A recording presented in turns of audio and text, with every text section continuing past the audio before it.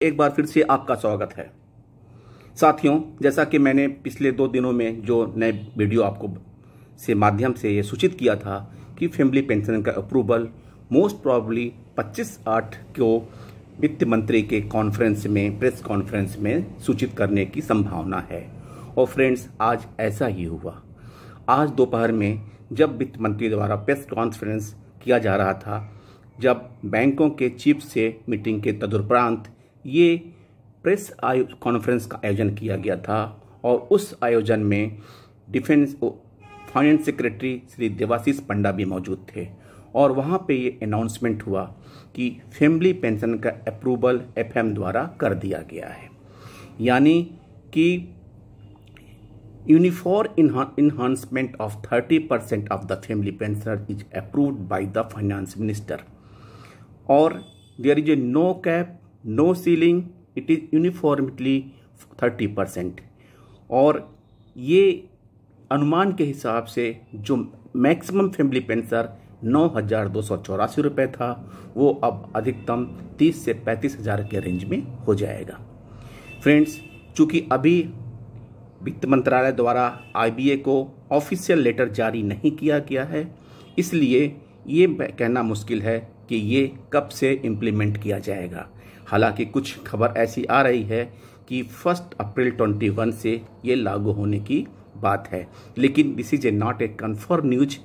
Authenticate news मिलने के बाद ही मैं आपको बताऊंगा कि ये कब से इम्प्लीमेंट होगा, क्योंकि हमारे बहुत से साथी जानना चाह रहे हैं कि ये कैसे कब इम्प्लीमेंट होगा। दूसरा, सर्विंग एम्प्लॉय के लिए एक बहुत बड़ी बात हुई, जो कि 11 बाईपार्टाइट सेटलमेंट के समय ये अप्रूवल हुआ था कि एनपीएस में कंट्रीब्यूशन, एम्प्लॉयर द्वारा एनपीएस में कंट्रीब्यूशन जो अब तक 10% है, इसे बढ़ा के 14% कर दिया जाएगा। और 11 बाईपार्टाइट सेटलमेंट में ये साफ साफ लिखा था कि ऑफिसर्स एक्सेप्ट 3 इसमें पॉइंट थे।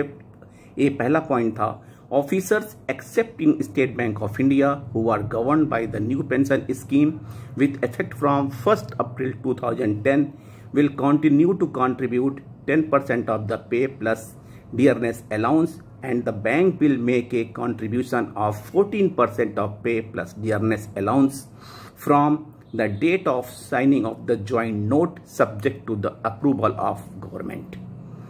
और इस हिसाब से, और दूसरा बी पॉइंट में था कि officers in State Bank of India who are governed by new pension scheme with effect from 1 August 2010 will continue to contribute 10% of the pay plus dearness allowance, and the bank will make a contribution of 14% of pay plus dearness allowance from the date of signing of the joint note subject to the approval of the government. The service charges may be service provider fund manager of NPS will be borne by the bank from financial year 2021। और आज वित्त मंत्रालय ये दोनों मुद्दे, family pension और NPS contribution, आज 25/8 को वित्त मंत्री के उपस्थिति में प्रेस कॉन्फ्रेंस में फाइनेंस सेक्रेटरी श्री देवाशीष पंडा ने ये डिक्लेयर कर दिया कि these 2 items are approved by the finance minister, यानी कि फाइनेंस मिनिस्टर द्वारा इसका फाइनली अप्रूवल कर दिया गया है। अब आईबीए को ऑफिशियल लेटर जाएगा और आईबीए उस ऑफिशियल लेटर को बैंकों को सर्कुलेट करेगा और अकॉर्डिंगली ये इम्प्लीमेंट किया जाएगा। फ्रेंड्स, ये 2 बहुत बड़े मुद्दे थे जो पेंडिंग थे 11 बाईपार्टाइट सेटलमेंट के, आज वो फाइनली अप्रूव हो गए वित्त मंत्रालय द्वारा। Thank you. 2 प्रमुख मुद्दे जो 11 बाईपार्टाइट सेटलमेंट के पेंडिंग थे, पहला फैमिली पेंशन और दूसरा एनपीएस में contribution at the rate of 14%, यानी एम्प्लॉयर का contribution at the rate of 14% approve कर दिया गया गवर्नमेंट द्वारा। फ्रेंड्स, सबसे अच्छी बात यह है, जैसा कि 11 बाईपार्टाइट सेटलमेंट में लिखा है कि ये ज्वाइनिंग की डेट से होगा, लेकिन अभी आईबीए को मिनिस्ट्री ऑफ फाइनेंस द्वारा कोई फॉर्मल लेटर अभी भेजा नहीं गया है, और ये फॉर्मल लेटर आने के बाद उनके सारे कुछ क्लियर हो जाएंगे ये कब से ये इम्प्लीमेंट हो रहा है। लेकिन ये दोनों मुद्दे अब फाइनली अप्रूव्ड हो गए हैं। अब अपने ये अप्रूवल के बाद बैंक लेवल से इसको इम्प्लीमेंट किया जाएगा आईबा के सर्कुलर आने के बाद।